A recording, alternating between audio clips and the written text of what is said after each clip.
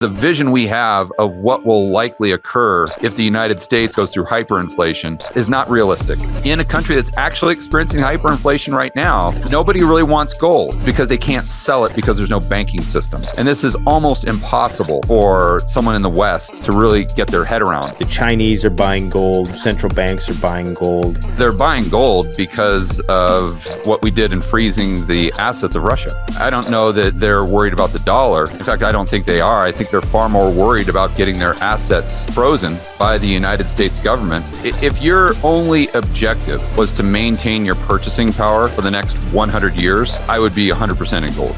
People like yourself are waking up enough average citizens to where they realize they have to be more self-sufficient and they can trade amongst one another. When the stuff hits the fan and I need to trade this silver coin, I don't need to rely on the general public that might not want it, because I know darn well that Kiyosaki will buy it from me, or you might buy it from me. When the government creates all of these economic distortions, it creates all these perverse incentives within the real economy. It's absolutely insane. We should have an economic depression. If we took the medicine, we would have an economic depression that would look very similar to the 1930s.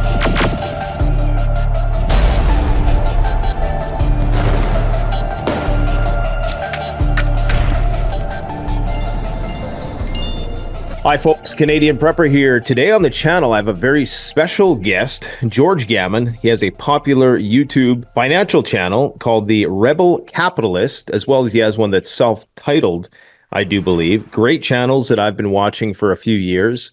One of the first videos I watched of yours was where you were explaining the concept of a market melt-up.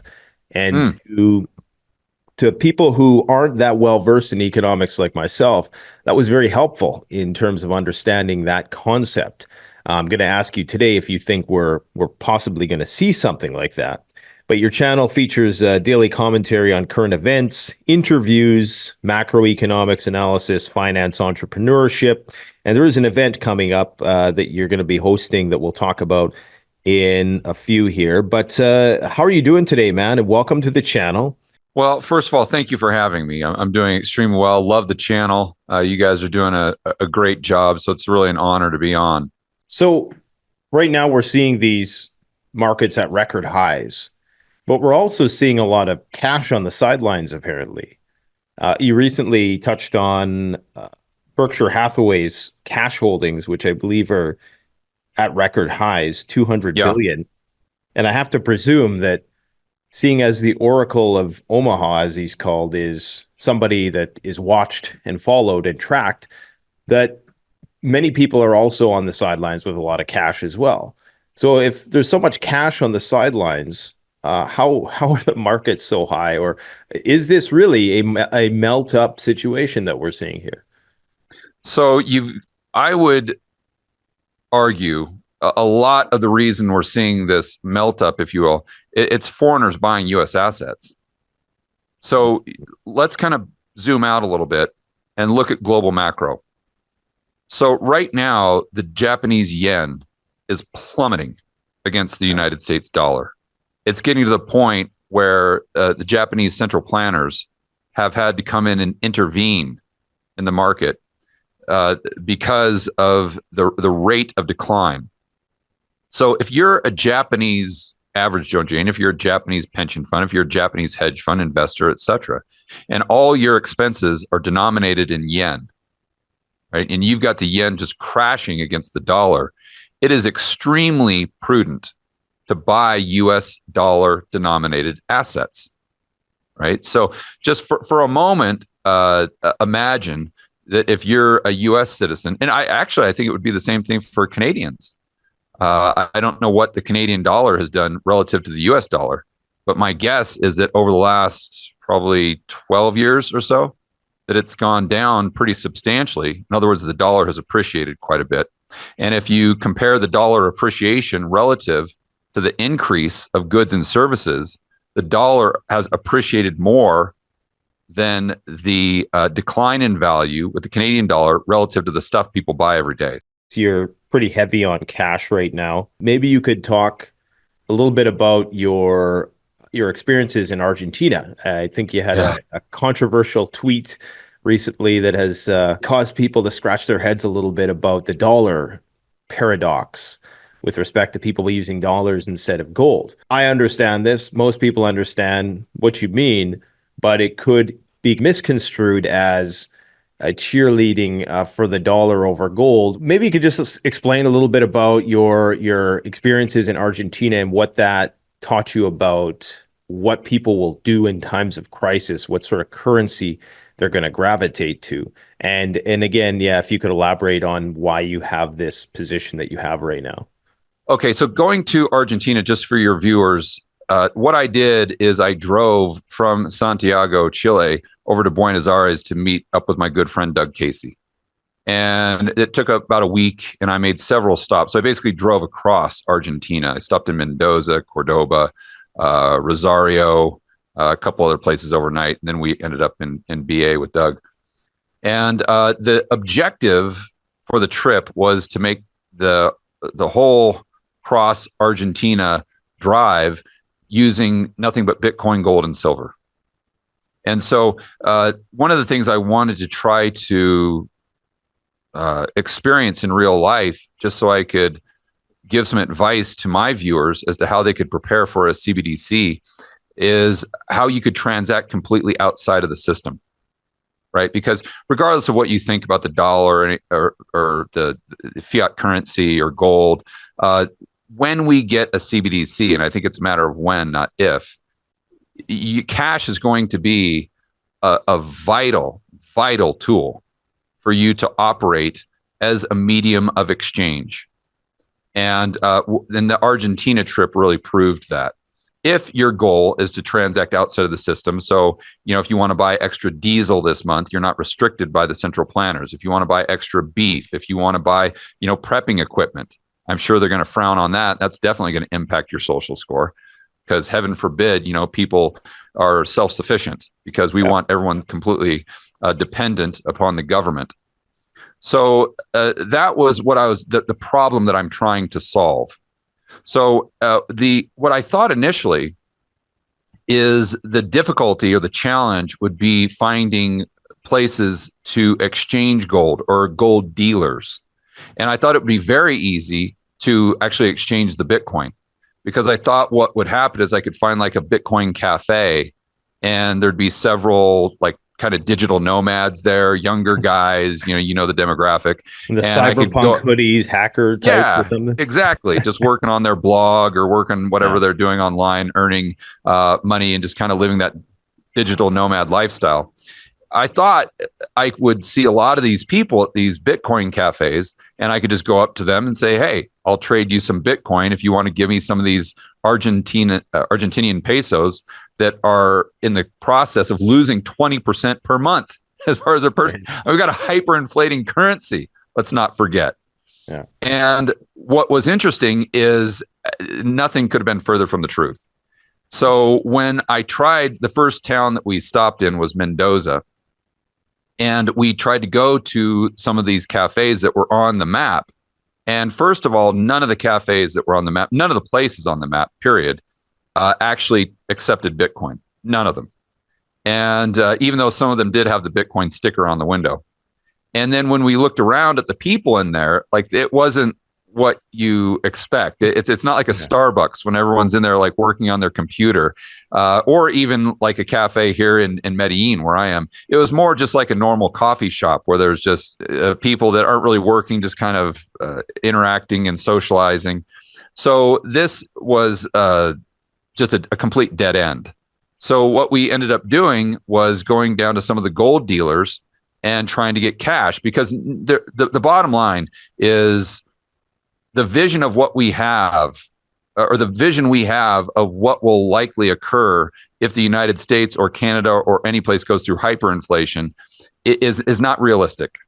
So what we think is that we'll just have to barter our gold coins, or we'll have to barter silver or something like that. And if you have gold, if you have silver, then everyone is going to be lining up at your front door, just willing to give you absolutely anything you want as far as goods and services. If they are, they're going to have guns. Yeah. But so what we found is that in a country that's actually experiencing hyperinflation right now, nobody really wants gold. And silver was definitely the winner. Silver was the winner by far. Okay. And when I mean nobody wants it, I mean it was very difficult to sell. And even with the gold dealers and even with what they call the cambios, and those are the guys that exchange Argentinian pesos for dollars or vice versa, and they take a huge spread. But the only way we could sell the gold with the few people that we found that would actually buy it is if we took a huge haircut. And at the time, spot was about 2,200, and the most we could get was about 1,000. Wow. So we had to take more than a 50% haircut on that. Now the silver we were able to sell at pretty much spot. So we had the 1 ounce, I believe, maple leaves. They're from Canada. What could that buy you in Argentina? $27. More than it'd buy you in Canada, but it's not. It's only going to last you like a day at the most. And we were having to pay for our hotel and our gas and everything. So when I sold I had to sell like 10 of these at one time just to give us enough money just for like a couple days. And then this was the gold coin, this 10th of an ounce, and they just didn't want anything to do with it. And then with the Bitcoin, that was even worse. We couldn't find anyone that would buy that from us. And we actually found a tech. It was totally random. It wasn't on the map, but we got so desperate at one point, we were just going from like store to store saying, hey, would you buy Bitcoin from us? And so we started targeting some of the tech shops that were selling like iPhones. And we figured these guys are probably fit that demographic a little bit better. Yeah. We actually found one guy that's like, yeah, I don't want to buy Bitcoin, but if you have Tether, I'll buy Tether from you. So we were able to sell some of the Bitcoin that we had for Tether and then sell that guy Tether. And then he gave us the Argentinian pesos or the equivalent in Argentinian pesos. And what everyone wanted down there was just dollars. But what was interesting is they didn't just want dollars. They wanted $100 bills. So if you had a $100 bill, you'd actually get a much better exchange rate than if you had a $20 bill. And why was that? I think there's just, they can collect more in a smaller space, more purchasing power in a smaller space. And a lot of this is just black market. You got to understand that. So is it harder to counterfeit 100 or? I don't know that it's about counterfeiting. I think it was more about the amount of purchasing power that you could keep in a very small space. And again, this is black market stuff. So the vibe that I got was a lot of people that are doing this currency exchange were probably, your drug dealer, your gangster, your mobster type. Those are the guys that you're dealing. And I'm not saying that these guys did us any harm or anything like that. They're great to work with. Yeah. But that's kind of the clientele. So usually those guys prefer to have dollars. And the cambios that were doing this just kind of as a side hustle that weren't, in that first category, what they were doing is they would give you, let's say, 900 pesos for every $1. But let's say the going rate at the bank was like 850. So you'd get a much better exchange rate. But on the actual black market that these guys had access to, you could sell it for that dollar, let's say for 1,200 or 1,300 or something like that. So they were acting as a middleman and then just kind of pocketing the spread. And another main takeaway that we had that's kind of eye-opening is how entrenched the, I guess, bureaucracy is when the government or the country goes through such an extreme scenario as hyperinflation. So what as an example, what I'm saying is that one guy in particular that owned that tech shop that was doing this as a side hustle. I asked him what he thought of Milei. And, since Milei's been in office, he's really brought down the rate of inflation. So you would think for the average person, they would say, well, I might not like his politics or whatever, but he's doing a great job on inflation. That's for sure. And this guy said, oh, I hate him. And I said, really? Why do you hate Milei? And he goes, because this is my business. And if Milei brings down inflation, if Milei solves all the problems, then I'm out of job. Yeah. I no longer have a side hustle. So you see, when the government creates all of these economic distortions, it creates all these perverse incentives within the real economy for people to keep the distortions not only intact, but if anything, increasing the amount of distortions so they can pocket more and more money, even at the detriment to the overall economy. And so we made it across just barely. We were very thin there for a while. But the reason most people want dollars as opposed to gold, silver, Bitcoin is because they can't sell it because there's no banking system. And this is almost impossible for someone in the West to really get their head around, because a lot of the comments I got on Twitter, as an example, were, well, if this Argentinian would have, or if you would have just put your entire net worth into gold 5 years ago, then you'd be good to go. And that's not true, because you have to ask yourself, if you're in Argentina, who's going to be your buyer, right? Because you got to think of a system where you cannot use a bank. Because right now, if you have money in a bank, it's locked. You can only get out $40 a day, maximum $40 a day. And so what you're trying to do, let's just say that you sell your gold bars for $50,000. Well, then that money goes into a bank and you can't get it out. And it's depreciating at 20% per month. And you can only get out $40 a day. So there's no way that you're going to sell that gold unless you can get someone to give you dollars. And no one's going to give you dollars because they're hoarding it for themselves. So then the only way that the transaction would occur at a large level is if they give you cash Argentinian pesos, because it's outside the banking system. But nobody's going to take that many pesos because it's depreciating in value so quickly that you'd have to immediately spend that $50,000, let's say. So you get this crazy environment where nothing is liquid. You can't sell a house. You can't sell a car. You can't sell Bitcoin. You can't sell gold. You can't sell silver, because the only thing that's liquid is actually cash itself. So we're doing another road trip, the exact same thing, through Turkey here in a couple months. And I'm actually far more optimistic about Turkey because they have a functioning banking system. But the irony there is that in order to have liquidity for these things that we see as safe haven assets, you actually need a functioning system that we're all trying to transact outside of. It's very ironic. Well, I mean, maybe one criticism of extrapolating that to other countries, namely the United States, North America, Western countries, would be that, okay, so while the United States dollar is still the cleanest shirt in the dirty laundry basket, what you're saying holds true. But what happens when there is no dollar, for example, which, who knows when that's going to happen? I mean, now they're going to continue to leech off the euro and the people abandoning the yen for some time, probably.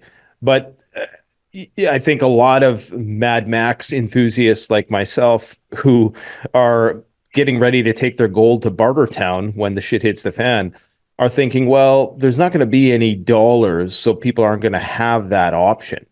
Do you think that there's some technicality here as to why gold was not preferred and why silver was preferred? Because it really is an interesting case study that you're proposing. I just think that would the same thing, obviously the same is not going to be true when there's no dollar, right? Like when there is no other substitute, what do people go to then? Well, let's think that through. First of all, we could talk about the fundamental structure of the dollar and how the probability of that happening is incredibly low. But let's just assume for a moment that's what happens. So you've got your gold, you've got your silver, the Canadian dollar and the United States dollar has been hyperinflated to infinity. So no one will take it for anything. So then what happens? Well, you don't have a medium of exchange, because people right now like to think of gold as money or silver as money. It's not. It's absolutely not. It's a store of value, and it's a fantastic store of value. And it's probably the best store of value that we have right now, especially when you look at the last 5,000 years. But it's not money, because to be money, you would have to have it as a medium of exchange. And I can assure you that nobody at a hotel, at a McDonald's, at a gas station is accepting silver coins. They're not accepting gold coins. You say, oh, George, we'll just wait till hyperinflation. I did. I went to hyperinflation, and nobody's But in fact, but people much when people prefer say the hyperinflating currency.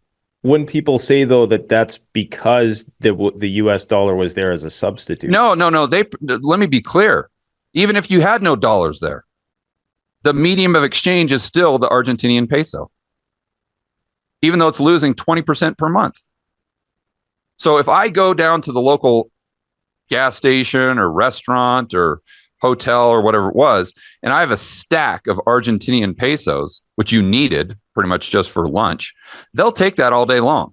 In fact, they prefer that as opposed to you paying with a card that actually goes into their bank account. Now, if they have an offshore bank account, then they're good to go. It's a different story, right? But they will gladly accept that stack of Argentinian pesos. But if you say, hey, do you want this gold coin? Hey, do you want the exact same amount in silver? They'll look at you like you've got two heads. But could that not just be how things are right now? I mean, we see how quickly things can change. I think about the pandemic. One minute, everybody is saying that masks don't work, and the next minute they're saying, you got to wear a mask or you're going to jail. Like, don't you think it's going to reach a certain point in which wheelbarrows full of cash are just viewed as impractical, and somebody has the bright idea of, hey, this silver coin is starting to look like a more viable substitute? Don't you think there's a breaking point with that? Stacks of cash. I mean, look, watch my videos. I'm not taking wheelbarrows, but I'm taking it. It's ridiculous. It's absolutely insane. I mean, you go down there just to pay for lunch, and you have to pay for lunch, and they have a cash counter. Like, you ever gone to a bank and you'd have a big stack of cash and it goes like that? Every single business has one of those. You go to a coffee shop and they have one. So I don't know how it could get any worse than it actually is. And people still don't want silver or gold as a medium of exchange, And the difficulty for Argentinians, and we can go through this thought experiment, is that gold and silver aren't even really a store of value for them. Now, for them, because it has no liquidity. They cannot turn that gold into purchasing power. So if you had all your gold in Canada, let's say, but let's just assume for a moment that you couldn't sell it, because at the end of the day, you don't want gold. You don't want silver. Nobody does. What you want is the goods and services that it can buy you. You see? Sure. But if you can never, ever exchange that gold for goods and services, then it doesn't do you any good. And the reason you can't exchange it down there for goods and services is because they don't have a functioning banking system. That changes everything. But gold, when it originally came about, there was no functioning banking system. Like when gold first emerged as a means of exchange, there was no, and obviously there was a lot less people then, and a lot of crazy stuff was going on. But isn't there a situation in which you would obviously you'd have a collapse of the banking system, perhaps, and then people would have to trade outside of that in some capacity, and you don't. If gold emerged as a means of exchange at one point, how could that not happen again? Well, it's not happening in Argentina. I can tell you that. So I don't know what the scenario would be to where you would go back to that system. And the crashing of the dollar, that doesn't really even apply, because even if there were no dollars there, it's still the exact same thing with the hyperinflating currency, that they're using that hyperinflating currency as the medium of exchange. What is that currency backed by? Nothing. It's Argentinian peso. It's as fiat as you can possibly get. So it derives its value from its value in U.S. dollars. But where do U.S. dollars derive their value? I don't know that it does derive its value from U.S. dollars. Let's assume there were no dollars at all. It's still just the local fiat currency. It's just it's a unit of account. It's a medium of exchange. And even though that medium of exchange is depreciating massively, it's still far more convenient than trying to shave off gold pieces or trying to figure out what type of change you can get if you have a 1 ounce silver coin and you're trying to buy something that's only $1, right? How do you figure out the change? This is a logistical nightmare, whether people like it or not. And it's just the cost benefit analysis. It's just far easier to use a hyperinflating fiat currency as a medium of exchange than it is silver or gold, etc. So I think the fantasy in which people are imagining using gold and silver is one in which you have a totally collapsed system. I think that is the idea, right? So you have 10% gold. The Chinese are buying gold. Central banks are buying gold. It seems as though some countries, maybe, I don't know if you call them BRICS countries, not all of them are BRICS countries, but many countries are hoarding gold. So why do you think this is? Is everybody just got it wrong, or is Argentina an exception to the rule? I mean, you're going to go and do another case study in Turkey, and I'm interested to see the results of that. I'm far more optimistic about Turkey as far as the liquidity for gold, silver, and Bitcoin, because they have that functioning banking system. And they are more Eastern as well. So maybe there's another, maybe that cultural aspect might change things a bit too. Yeah. So going back to your question of the central banks, I mean, they're buying gold because of, what we did in freezing the assets of Russia. So, I mean, I don't know that they're worried about the dollar. In fact, I don't think they are. I think if you're Japan, you've got a massive dollar problem from the standpoint of the dollar going up, and it's a wrecking ball for your economy. So I don't think that they're worried about the dollar crashing. I think they're worried about the dollar crashing up. That's for sure. But with the gold, I think they're far more worried about getting their assets frozen by the United States government, and they just don't want that counterparty risk. So you're 10% gold. That's on the record. So what do you do with that, and why only 10%? Or why, maybe not phrase it as why only, but if we just frame it as, why not less than that? Why not 2%? Why not 20? Why 10? Well, I think it depends on what your objectives are. And so if your only objective was to maintain your purchasing power for the next 100 years, I would be 100% in gold. There's no doubt about that. But for me, I'd like to get a little bit more of a return and over the next, let's say, 5 or 10 years. And with gold, it's very difficult to determine what moves the price. People say that it's inflation, but it's really not, because you can see it go up in the 1970s. But outside of that, sometimes we have higher rates of inflation and it's still going down. People talk about negative real rates. That's not really a consistent correlation. Geopolitical risk, maybe. Sometimes there's a little bit more of a correlation there. The bottom line is just gold over the long periods of time, over decades, it just is the best way to store your purchasing power. Now, what drives it from day to day or month to month, I have absolutely no idea. I think the central banks more recently are definitely putting in a bid there, you think that's due to the seizure of Russian assets primarily? Yeah, for sure. Okay. For sure. Absolutely. And so, will that continue? Probably, because I think we're going to go into a more bifurcated world. But unfortunately, with gold, you really don't want to sell it. You really don't want to exchange it for goods and services, because then you're going to have to pay capital gains tax. And let's just say that gold goes to 10,000 an ounce, but it only goes up in nominal terms. And then you have to sell it and you get taxed. Well, then you're actually not maintaining your purchasing power. Right. And so it's just, it's the insurance policy. It's the ultimate insurance policy. And that's why I always have gold and I buy at any price. So if I make an additional $100,000, I'm going to take 10,000 of that and I'm going to put it into gold, regardless of what I think is going to happen with the price over the next 6 months, the next year, or quite frankly, even the next 5 years, because I think that's the most prudent thing to do. Now, if I was 20 years old and let's say I was making $100,000 a year, because I got a good digital nomad gig or something, and I had my whole entire life in front of me, and I only have a portfolio of, let's just say, $20,000, I would probably have less gold, and I'd probably have more Bitcoin. Well, let's just hope that the government collapses and they can't tax us for the capital gains. Here's Well, hoping. yeah. I I, mean, at the I end of think the, they'll just come back in some more harsher totalitarian form, unfortunately. yeah, my best case scenario is that people like yourself are waking up enough average citizens to where they realize they have to be more self-sufficient and they can trade amongst one another using whatever it is they want to use.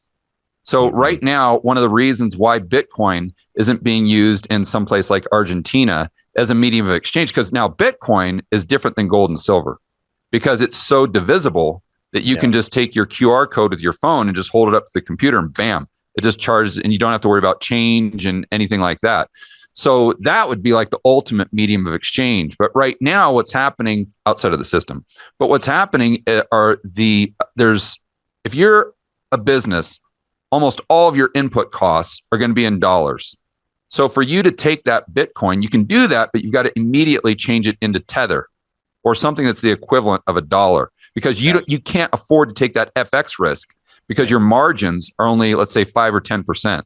So you cannot price that item in Bitcoin itself. You can only price it in dollars or the local currency and then accept Bitcoin and exchange it. For most businesses, it's just there's not enough demand for it. So it's not realistic. And I saw that when I went to St. Martin over the this past weekend, and everyone said they're accepting Bitcoin Cash, and none of them actually did. So that would be the ultimate. But unfortunately, we're not going to get to that point until you decrease the power of the dollar network. And we have to realize that whether we like it or not, the network effects of the United States dollar is by far the most powerful network we have ever seen in human history. There's just absolutely nothing to compare it to. So, what we have to do if we want to unplug from that system is we have to start setting up economies that are relatively circular. So, what that means is the 10 people that are in this economy produce all of the goods and services, or the majority of them, that are needed for everyone else, right? And then you can go ahead and transact in Bitcoin and you can price things in Bitcoin. And what the dollar price to Bitcoin is doing is totally irrelevant. You don't even care about that because none of your input costs are priced in the dollar. They're all Mhm. priced in Bitcoin. You see? So people, then how do you make that scale? Well, let's just look at an Amish community. I think that's the best example. The more productive the Amish community can be. So let's just say they're raising cows and they're producing milk and cheese and all these things to such a great degree that they can sell it to the outside world because they've got more than enough for their own family or their friends and family. That's an example of them being productive. So, what we have to do with these circular economies of like minded people is we have to increase our productivity to a level that we can start trading with the outside world. And you get that to a point where the outside world wants to take your currency or whatever you are using as a medium of exchange. That's how the dollar became the global currency in the first place. It wasn't with Bretton Woods. It was prior to that in the 1920s when the United States economy, which at the time was a very circular economy, right? All the inputs were dollar bills, all the prices were in dollar bills. So when we grew and grew and grew and grew, all these other countries wanted to do business with us. So what they have to do, well, they have to hold dollars in reserves because they want to buy stuff from the United States and they want to sell stuff to the United States consumer. So we have to start at a very local level and then we have to expand and expand and expand. The problem with a lot of people is they just sit back and say, well, all I'm going to do is hold silver and gold and Bitcoin and all my problems are going to be solved. No, that's not the way to look at it. You've got to build community Yeah, you first and need foremost, you and need you've got to stuff. produce. You've got to produce stuff. That's right. Yeah. Because at the end of the day, this silver coin doesn't mean anything. Nobody wants this silver coin. They just want the milk, eggs, the clothing, the housing that this can buy you. So you've got to start producing the stuff, and then you can use whatever medium of exchange you want. Yeah, I mean, that's a great segue into a brief chat about prepping here, but I just want to add one more thing about the currency and why is it that central banks are buying gold if they're worried about they're seeing the Russian assets being seized? Isn't that a black mark on the dollar then? Isn't that people getting out of dollars? And doesn't that mean like we could see a cascading effect of that might create a chain reaction that, who knows, causes the dollar to say hyperinflate when all those dollars start coming back? You don't foresee a scenario like that? Sure, but that means the dollar goes up, not down. So let me explain, because this is something that is extremely, extremely counterintuitive. And it's why on my channel, I just pound the table constantly on why people should understand the mechanics of the monetary system.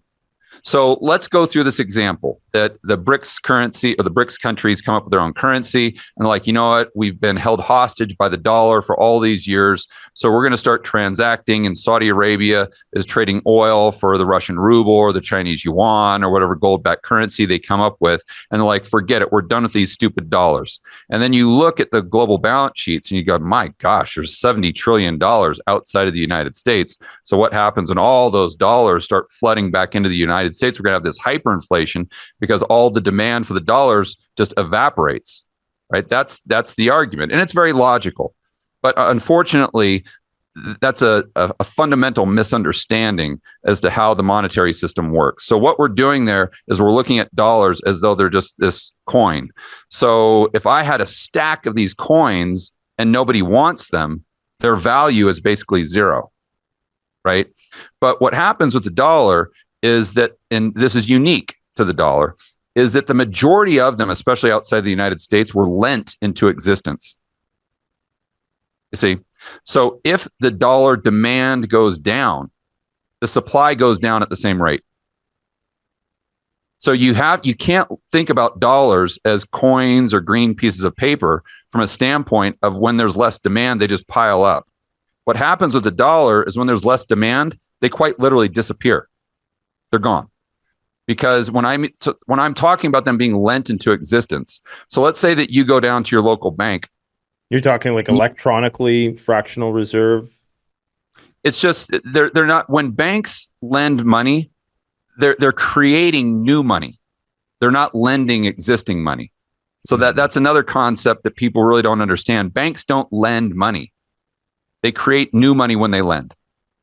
So when you go out and take out that mortgage, let's say for $500,000, that the bank does what? They just increase your checking account balance by $500,000.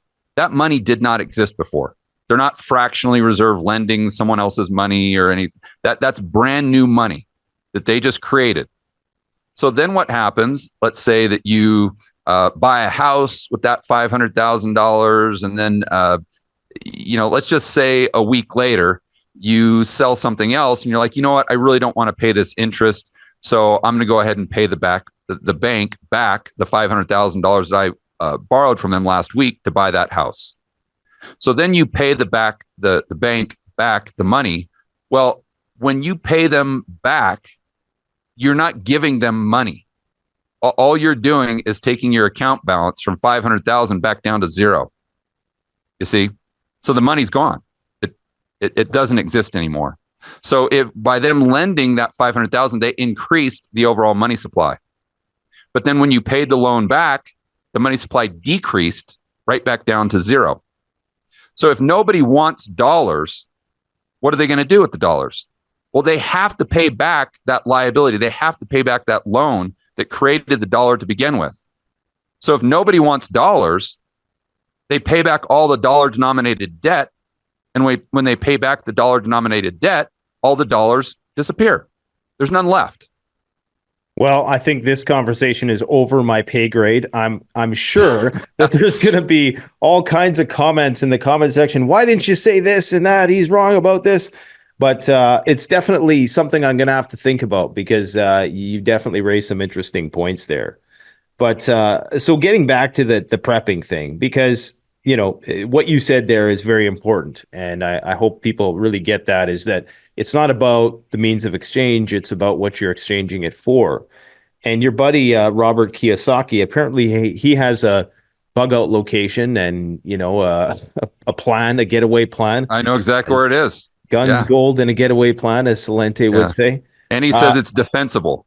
it's Robert always says, defensible. and it's defensible. All right. Yeah. So do you have a plan? Are you a prepper, or would you call yourself in terms of that? Absolutely. But where I start my preparation is with network and community. So let's go back to the Argentina story for a moment. If I would have been able to go there in advance and spend, let's say, 6 months and get to know people, boots on the ground, I guarantee you I would have been able to find the guy or gal in town that is willing to trade for gold or silver or Bitcoin, or at least buy it. And so I could get the currency, the medium of exchange, to actually survive. But I just didn't know anybody.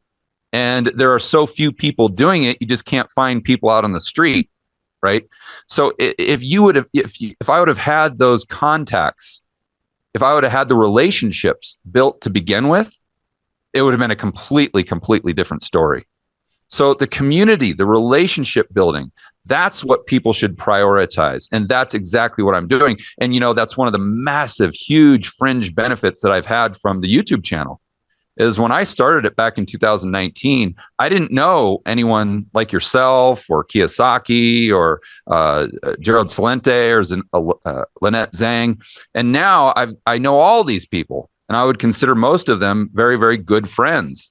So when the stuff hits the fan and I need to trade this silver coin, I don't need to rely on the general public that might not want it, because I know darn well that Kiyosaki will buy it from me, or you might buy it from me. So that's what I'm doing to prepare. Also, I'm in Medellin, Colombia, which I've spoken to my buddy Chris Martinson with Peaks Prosperity, and because he really gets into the nitty gritty here, and he says that this is a very good place with the exception of grain and protein. He lives there too? I'm sorry? Does he live there as well? No, he lives in the northeast of the United States. Oh, okay. But I asked him about Medellin. He's like, okay, from fruits, vegetables, water source, all these things, you're really, really good there as far as it being self-sufficient. But you've got to figure out an option to get protein. You've got to figure out an option to get grain. So what I'm doing right now is I'm actually looking at this community called Jardín, which is about an hour and a half south of Medellin, because you can buy a little finca there, maybe 3 or 4 acres at a very, very cheap price. And it's just a little small town of maybe 1,000, maybe 2,000 people at the most. And all of them are farmers, all of them, every single one of them. So that's kind of what I'm doing. Also, I'm going to be eligible in a couple months for my Colombian citizenship. So that will be my second passport. And I think that if, the pandemic taught us anything, it's how important having a second passport actually is, because I had that US passport, which was supposed to be the best in the world. And at the time, nobody wanted to take me. I was in Colombia and I was trying to go to all these countries and like, you got a US passport? No, I don't think so. So that was a real eye opener for me on how important that is. And then also having a bank account in another country. And there's a lot of these things that people can do right now that would dramatically improve their chances of being able to maintain their standard of living when the stuff actually hits the fan at whatever level, whether that's a complete collapse of society or just moving into an economy where they're using a CBDC. And lastly, can you just give us your worst and best case for the next 6 months, say in terms of the overall economy? Are we going to see things go up? Are we going to see things go down? I know it's always a difficult question because. Well, that's pretty easy, actually. Yeah, the best case scenario is that we just are at the same point we're at right now. I don't think the purchasing power is going to get any better. I think, unfortunately, the inflation is going to be sticky. I don't know that we're going to reaccelerate in the United States because the money supply is actually declining right now. But that increases the probability of a deflationary bust like we saw in 2008. So best case scenario would be kind of just chugging along the economic environment looks very similar to what it looks like now. Worst case scenario would be GFC 2.0. Great financial crisis 2.0. Is that going to Yeah, be recession or depression?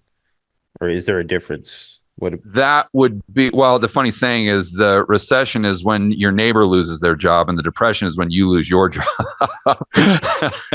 So uh, it, I'm going to go ahead and say recession. Mm-hmm. We should have an economic depression if we did what we needed. If we took the medicine, if you look at it from an Austrian standpoint, which I definitely think we should do, we would have an economic depression that would look very similar to the 1930s. But the central planners are going to continue to distort the economy, I think, the same way that they did during 2020. So I don't know that we have an economic depression. I think that we probably have a recession that's followed by just epic amount of fiscal spending from the government that probably takes us into the next wave of consumer price inflation, but which also creates further bifurcations within the economy, where you have more and more and more people that are just ridiculously wealthy, and then a higher percentage of the middle class that are moving down into the I want to call it the lower end of the economic ladder. And then a good portion of those people are flat out becoming homeless. You know, I was having a conversation with my research assistant that's in Scottsdale right now. And I remember living in Scottsdale in 2005. And this is kind of the anecdotal evidence that I think really paints the picture of what the economy is like and how I think it's going to get worse. Back then, I would never see a Lamborghini. Ever, ever, ever, ever, ever. I mean, if you saw one per year, it would just completely blow your mind. But I also never saw homeless people. Now, fast forward to 2023, if you go down to Old Town Scottsdale, I mean, just for lunch, you're probably going to see 10 Lamborghinis. Yeah. But you're also going to see literally hundreds, if not thousands, of people pushing around shopping carts that look like drug-induced zombies. Yeah. That's the way the world has changed. That's the way the West has changed. And unfortunately, even though they might be able to prevent an economic depression, I think we get more of that outcome by them trying to continue to kick the can down the road, because they never solve the problem. They only make it worse by, even if they're able to paper over the problem, they create so many economic distortions that it makes it worse from the standpoint of the poor middle class than if we would have had the economic depression to begin with. Good stuff. You know, I'd encourage people to go and check out some of your more recent videos where you talk about the potential for bank failures. That's something we didn't get into today. You also have an upcoming Rebel Capitalist live event. Can you tell us a bit about that? Yeah, thank you for plugging that. I appreciate it. It's the annual conference that I do. And this year it's in Orlando. It's May 31st through June 2nd. A lot of the speakers I've had in the past, and maybe some that we'll have this year, I'm sure you've probably interviewed guys like Kiyosaki. Who else is going to be? Mark Moss. I don't know if you've talked to my good buddy Mark on the show. I know of Mark Moss, yes. What about Lynette Zhang? Lynette's not going to be there this year, but she's been there in the past. Yeah. Let's see who else. Well, we've got Jeff Snyder. We've got Mike Green. They're kind of more in the macro space. Robert Barnes is going to be there. The lawyer that does work with Viva Frei, does some fantastic work, constitutional lawyer. And he's going to be talking about a lot of the Plan B stuff. In fact, he's representing a lot of people right now in the Pennsylvania Amish community that are fighting the government and trying to gain the right just to sell the stuff that they're producing locally. So it's very important that we support Robert in that effort. Ivor Cummings, who is one of the top leaders in Europe for pushing back against the globalists, the central planners, more specifically the UN, the EU, and the World Economic Forum. He's going to be there as well. And you can get a whole list of speakers and people that we've had in the past at rebelcapitalistlive.com. You can get your tickets. I'd love to see everyone there. If they show up as a result of this show, definitely come up and say hi. And I'd love to talk to you more about prepping. Yeah, for sure. Yeah, that'd be great, man. I think it'd be, it's really cool to see these worlds collide. And I think just that in itself is a testament to the fact that times are certainly changing, and to see the world of preparedness and finance come together is probably never a good sign, but it's also a good thing that we can make these connections. So it's been And great it's having hugely you on. beneficial for the people like your audience that are paying attention. Hmm. Because it's when if you did a conference and you maybe you can come to mine next year, I could go to yours or something like that, and you integrate these worlds, you're bringing those two networks together of like-minded individuals. Because regardless of what we think about gold or the dollar or anything like that, we all have the same thing in common, and that's that we value freedom, liberty, and free market capitalism. And so, I can introduce people like you to people like Jeff Snyder or Mike Green or Robert Kiyosaki, Kenny McElroy, Joseph Wang. He used to work at the Fed. By the way, he's going to be there. And then you introduce those people to the people in the prepping space. And now all of a sudden we all know each other and we can help each other really open up people's eyes as to what's really happening in the world so they can be ready for whatever volatility we see in 2024, 2025, and beyond. That's awesome. Yeah, we all hate the government. That's the gist of it, I think. That's right. That's right. It's the number one unifying factor. All right. Well, thanks a lot, guys. Go check out his channel. I'll leave links in the description to the Rebel Capitalist as well as your self-titled George Gammon YouTube channel. Thanks for coming by. Oh, thanks for having me on. Take care.